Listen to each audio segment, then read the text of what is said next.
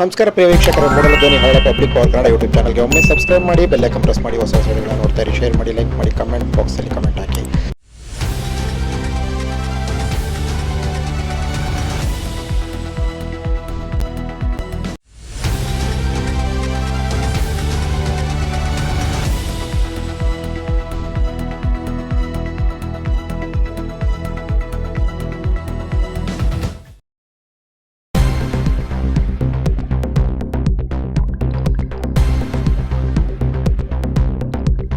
ಸಾವಿರದ 78ರಲ್ಲಿ ತಾಲೂಕು ಬೋರ್ಡ್ ಸದಸ್ಯರಾಗಿ ಬಂದಂತಹ ಸಿದ್ದರಾಮಯ್ಯನವರು ಕರ್ನಾಟಕ ರಾಜ್ಯದಲ್ಲಿ ಅತ್ಯಂತ ಒಂದು ಕ್ಲಿಷ್ಟಕರವಾದಂಥ ಪರಿಸ್ಥಿತಿಗಳಲ್ಲೂ ಕೂಡ ಎದುರಿಸಿ ಬರ ಆಗ್ಬೋದು, ಬೇರೆ ಬೇರೆ ಸಮಸ್ಯೆಗಳನ್ನು ಆಗ್ಬೋದು. ಆದರೂ ಕರ್ನಾಟಕದ ಜನತಾ ಪರಿವಾರದಲ್ಲಿ ಬಂದಂತಹ ರಾಜಕಾರಣಿ ಕಾಂಗ್ರೆಸ್ಸನ್ನು ಬಹಳ ವಿರೋಧವಾಗಿಯೇ ಮಾಡ್ಕೊಂಬಂದಿದ್ದಂಥವ್ರು. ಪ್ರಾರಂಭದಲ್ಲಿ 83ರಲ್ಲಿ ಶಾಸಕರಾದಂಥವ್ರು, 99ರಲ್ಲಿ ಚಾಮುಂಡೇಶ್ವರಿ ಕ್ಷೇತ್ರದಲ್ಲಿ ಸೋತಂಥವ್ರು, 2004ರಲ್ಲಿ ಜನತಾದಳದಿಂದ ಗೆದ್ದಂಥವ್ರು, ದೇವೇಗೌಡರಲ್ಲಿ ಹಣಕಾಸು ಸಚಿವರು ಸೇರಿದಂತೆ ಅನೇಕ ಖಾತೆಗಳನ್ನು ಅನುಭವಿಸಿದಂಥವ್ರು ಮತ್ತು ರಾಜ್ಯ ರಾಜಕಾರಣದಲ್ಲಿ ಅತಿ ಹೆಚ್ಚು ಬಜೆಟ್ಗಳನ್ನ ಮಂಡಿಸಿದಂಥವ್ರು ಮತ್ತು ರೆಬಲ್ ರಾಜಕಾರಣ ಮಾಡಿದಂಥವ್ರು, ಯಾವುದೇ ಮೌಲ್ಯಗಳನ್ನು ಮತ್ತು ಮೌಲ್ಯಗಳ ಆಧಾರಿತ ರಾಜಕಾರಣ ಮಾಡಿದಂಥವ್ರು, ಒಂದಷ್ಟು ಕೋಮು ಶಕ್ತಿಗಳ ವಿರುದ್ಧ ಹೋರಾಟ ಮಾಡಿದಂಥವ್ರು. ಹಾಗಾಗಿ ರಾಜ್ಯ ರಾಜಕಾರಣದಲ್ಲಿ ಸಿದ್ದರಾಮಯ್ಯವರ ಹೆಸರು ಈಗಲೂ ಕೂಡ ಚಿರಸ್ಥಾಯಿಯಾಗಿ ಉಳಿದಿದೆ. ಇನ್ನು ಮುಂದೆ ಹೇಗಾಗುತ್ತೋ ಗೊತ್ತಿಲ್ಲ.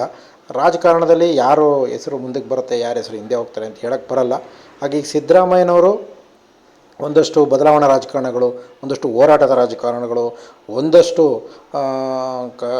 ತೀರಾ ಬದಲಾವಣೆ ರಾಜಕಾರಣಗಳನ್ನು ಮಾಡಿದಂಥವ್ರು. ಈ ಗ್ಯಾರಂಟಿ ಯೋಜನೆಗಳು, 5 ಯೋಜನೆಗಳು ಒಂದಷ್ಟು ಜನರಿಗೆ ತೊಂದರೆ ಆಗಿದ್ದರೂ ಒಂದಷ್ಟು ಜನರಿಗೆ ಉಪಯೋಗಕ್ಕಾಗಿ ಬಂದಿದೆ ಮತ್ತು ಬಡವರ ಪರ, ದೀನದಲಿತರ ಪರ ಒಂದಷ್ಟು ಧ್ವನಿ ಎತ್ತಿದ ರಾಜಕಾರಣಿಯಲ್ಲಿ ಪ್ರಮುಖ ಹೆಸರಲ್ಲಿ ಸಿದ್ದರಾಮಯ್ಯ ಕೂಡ ಒಬ್ಬರು ಅಂತ ಹೇಳ್ಬೋದು.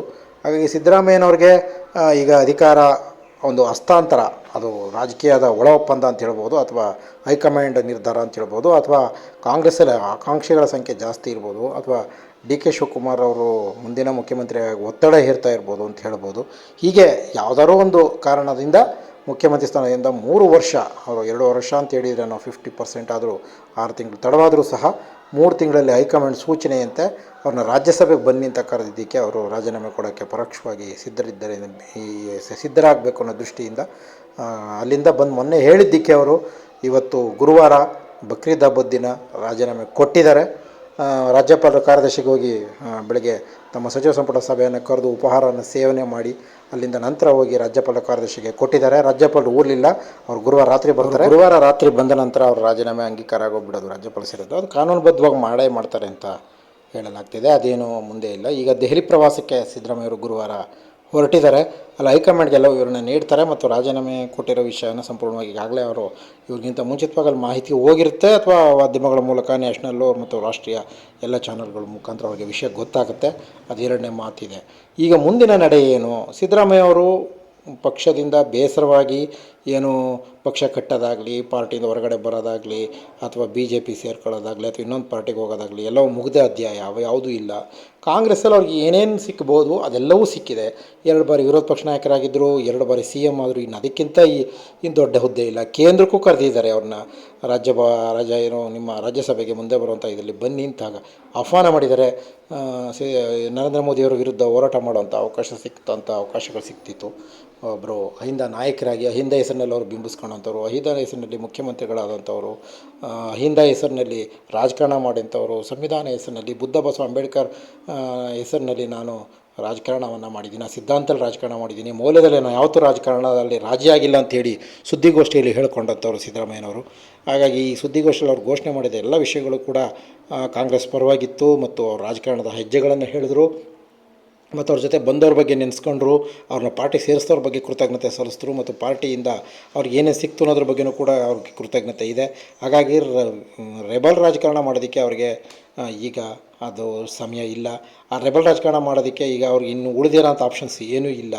ಮುಂದೆ ರಾಜಕಾರಣದಲ್ಲಿ ಇನ್ನುಳಿದಿರೋದು ಅವ್ರ ಮಗನಿಗೆ ಏನು ಮಾಡಬಹುದು ಏನು ಬಿಡಬಹುದು ಅನ್ನೋದು ಮುಂದೆ ಅವ್ರ ನಿರ್ಧಾರ. ಆದರೆ ಒಂದಂತೂ ಸತ್ಯ, ಅವ್ರು ಹೇಳಿದ್ದು, ರಾಜಕಾರಣದಲ್ಲಿ ನನ್ನ ಕೊನೆ ಉಸಿರಿರೋವರೆಗೂ ಕೂಡ ನಾನು ಹೋರಾಟ ಮಾಡ್ತೀನಿ ಮತ್ತು ರಾಜಕಾರಣದಲ್ಲಿ ಉಳಿತೀನಿ ಅಂತ ಒಂದು ಮಾತು ಹೇಳಿದ್ರು. ಆದರೆ ಕೇಂದ್ರಕ್ಕೆ ಹೋಗಬೇಕು ಅಂತಿದ್ರೆ ಈಗಲೇ ಅವಕಾಶ ಇತ್ತು ಅವ್ರಿಗೆ ಕೇಂದ್ರಕ್ಕೆ ಹೋಗೋದಕ್ಕೆ. ಅವ್ರು ಹೋಗಿ ರೆಡಿ ಇಲ್ಲ. ಮತ್ತು ಅವರು ಮುಂದೆ ಇದು ಯಾವುದು ಬೇಡ, ರಾಜ್ಯಪಾಲ ಹುದ್ದೆನೋ ಆ ಥರ ಏನಾದ್ರು ಬರೋದಕ್ಕೆ, ಕಾಂಗ್ರೆಸ್ ಈ ದೇಶದಲ್ಲಿ ಸಂಪೂರ್ಣ ಅಧಿಕಾರವನ್ನು ಅನುಭವಿಸೋಂಥ ರಾಜ್ಯಗಳು ಯಾವುದೂ ಇಲ್ಲ. ಹಾಗಾಗಿ ಕೇಂದ್ರದಲ್ಲಿ ಇರೋದೇ BJP ಸರ್ಕಾರ. ಹಾಗಾಗಿ ರಾಜ್ಯ ರಾಜಕಾರಣದಲ್ಲಿ ಅವ್ರಿಗೋಸ್ಕರ, ಜನರಿಗೋಸ್ಕರ, ಅವ್ರ ಬೆಂಬಲಿಗರಿಗೋಸ್ಕರ ರಾಜಕಾರಣದಲ್ಲಿ ಉಳಿತಾರೆ.